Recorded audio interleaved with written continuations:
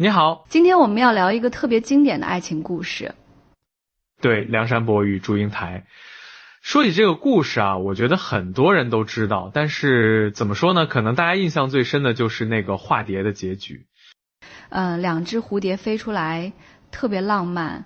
但其实整个故事从头到尾真的是，怎么形容呢？既甜又虐。就是那种你明明知道结局不会好，但还是忍不住要听下去的感觉。而且这个故事啊，已经流传了1700多年了。1700多年，想想都觉得不可思议。那时候还是东晋呢。对，东晋时期，故事发生在浙江上虞，有个祝家，家里有个女儿叫祝英台。这个女孩子啊，特别聪明，也特别美丽，但是她有个想法，在当时来说算是很大胆的。她想读书。对，她想去外面求学。但是你想想，那个年代女孩子哪能随便出门读书啊？所以她就想了个办法。女扮男装，她给自己起了个名字叫祝九弟，然后就这样打扮成男孩子的样子，准备去杭州求学。我每次听到这里都觉得祝英台真的很勇敢。你想想，一个女孩子要装成男孩子，还要去那么远的地方，而且一装就是好几年。是啊，而且还不能被发现，这得多小心啊。然后就在去杭州的路上，她遇到了梁山伯。梁山伯是会稽的书生，也是去杭州读书的。两个人在路上遇到了，一聊发现特别投缘，一见如故那种感觉。对，志趣相投，然后他们就结拜为兄弟了。想想也挺有意思的。梁山伯以为自己交了个好兄弟，其实是遇到了自己的真命天女，只是他不知道。就这样，两个人一起到了书院，开始了同窗生活。这一学就是3年。3年啊，朝夕相处3年。我觉得这3年对祝英台来说应该是既幸福又痛苦的。怎么说？幸福是因为能每天和喜欢的人在一起，痛苦是因为他不能表达自己的感情啊。对，而且还要时刻小心，不能暴露自己的身份。你想想，一个女孩子要在男孩子堆里生活3年，得多难啊！梁山伯这个人怎么样？梁山伯啊，人特别好，忠厚善良，勤奋好学，就是有点憨。哈哈，对，有点憨直。3年时间，愣是没发现祝英台是女孩子。这也太迟钝了吧。可能是因为他太单纯了，从来没往那方面想过。而且祝英台伪装的也很好。祝英台在这3年里对梁山伯的感情是怎么发展的？慢慢的，他就对梁山伯产生了爱慕之情。你想想，一个这么好的男孩子，每天和你在一起，关心你，照顾你，而且还不知道你是女孩子，所以那种关心是很纯粹的。对，没有任何杂念的那种关心，这样的感情怎么能不让人动心呢？但是祝英台只能把这份感情藏在心里。深深的藏在心底，想想都觉得他好辛苦。然后3年过去了。对，学业结束了，祝英台收到了家书，父母催她回家。这个时候祝英台心里应该很矛盾吧？肯定的啊，一方面他知道自己必须回家，不能再继续这样下去了，另一方面他舍不得梁山伯，所以在临走之前，他想办法暗示梁山伯。对，他用了很多方法，比如说鸳鸯成双，还有井中照影。井中照影是什么意思？就是两个人一起照镜子，或者看水中的倒影。祝英台想让梁山伯看出来她其实是女孩子，但是梁山伯还是没明白。祝英台还想了个更直接的办法，她说自己家里有个妹妹叫九妹，愿意给梁山伯做媒。这已经很明显了吧？对啊，九妹祝九弟，这不是很明显吗？但是梁山伯还是没懂。你说这得多憨啊！哈哈，不过我觉得这也挺可爱的，说明梁山伯这个人很纯真。是的，就这样，祝英台带着遗憾回家了。回到家之后，他发现了一个更大的问题。什么问题？父母已经给他定了亲事，对，许配给了太守之子马文才。这对祝英台来说简直是晴天霹雳。是啊，他心里已经有了梁山伯，怎么可能接受别的人呢？而且那个时候父母之命媒妁之言，他也没有选择的权利。就在这个时候，梁山伯来了。他来祝家拜访，对，可能是想念这个好兄弟了，想来看看，结果一到祝家，看到了红妆翠袖的祝英台。那一刻，梁山伯整个人都傻了。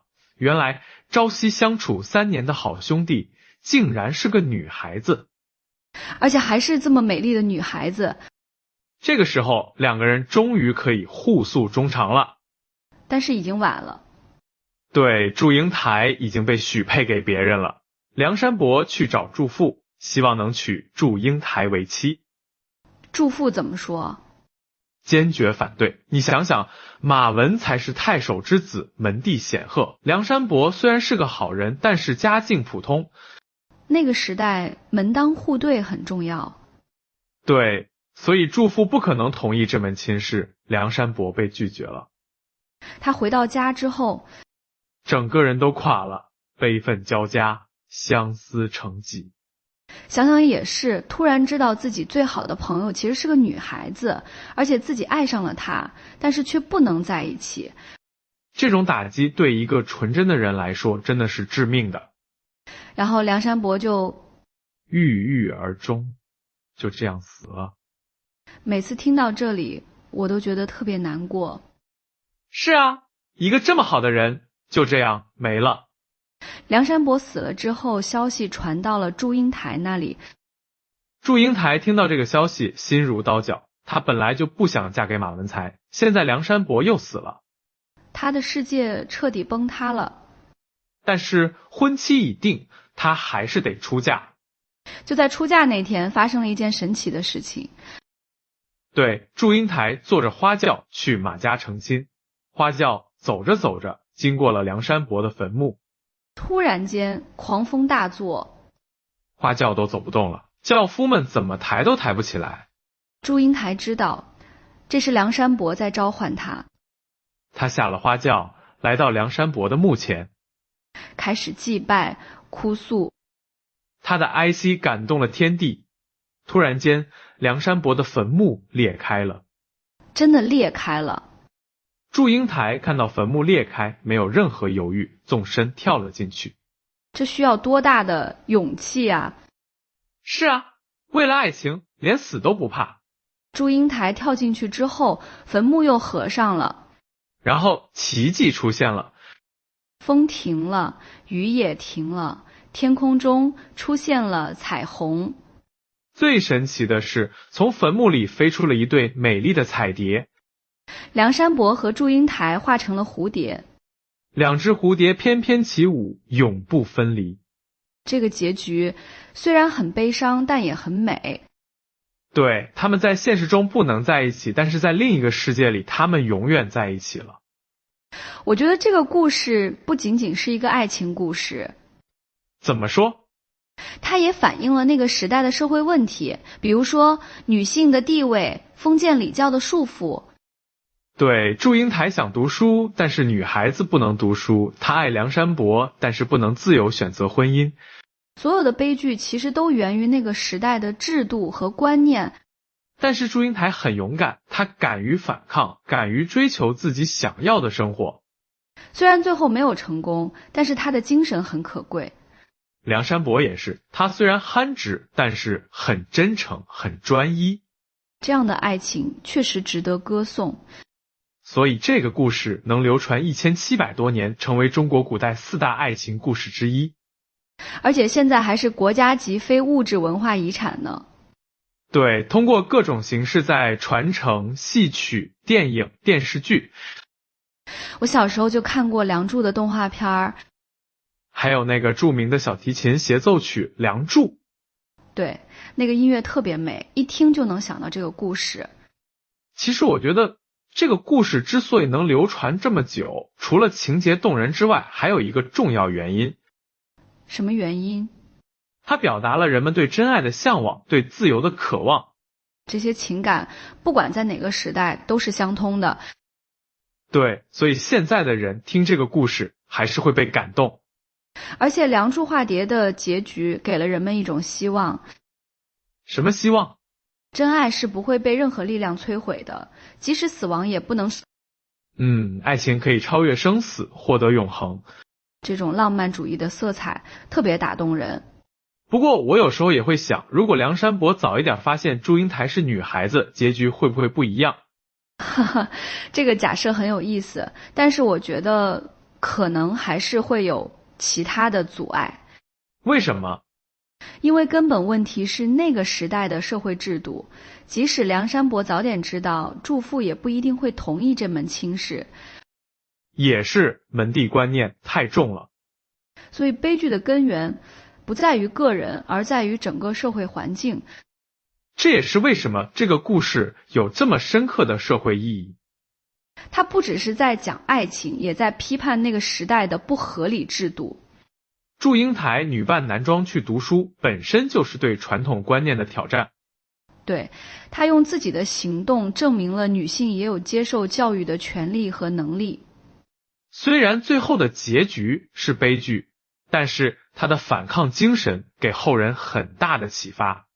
现在想想，祝英台真的是一个很了不起的女性，聪明、勇敢、坚强，而且敢于追求自己的理想。梁山伯也很可贵，他对感情很专一，很真诚。虽然有点迟钝，但是这种纯真在现在这个复杂的社会里反而显得很珍贵。是啊，现在的人可能很难有这样纯粹的感情了。所以这个故事对现在的人来说，也有一种净化心灵的作用，让我们想起什么是真正的爱情。不是物质，不是利益，而是心灵的相通，精神的契合。